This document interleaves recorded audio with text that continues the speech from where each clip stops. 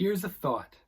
Are Christians too hypocritical? 100% yes. I mean, think for a second what it means to be a Christian. We believe that we are all sinful. To get a little bit more theological, we believe that there is a perfect standard of goodness in this world. And that standard is God's very nature. We have fallen short of it, we do fall short of it, and we will continue to fall short of that standard. That's why we need Jesus. Think about for a second, arguably one of the greatest Christians who has ever lived. His name was Paul, and he wrote a lot of the New Testament books. Listen to what he has to say in Romans chapter 7, verse number 15.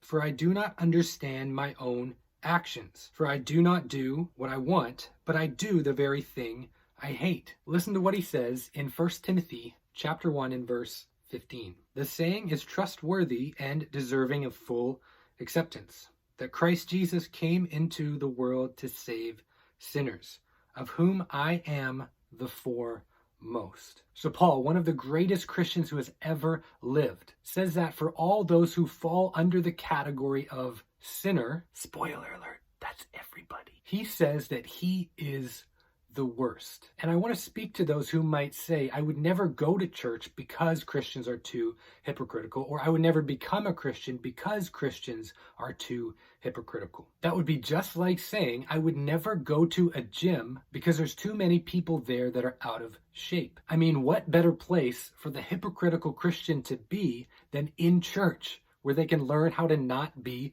hypocritical. The hope is that as we mature and we grow in our faith, we will slowly become less and less hypocritical. So again, for those who might say, I would never go to church because Christians are too hypocritical, we've resolved that issue for you. Yes, Christians are hypocrites, and we would gladly welcome one more into the family.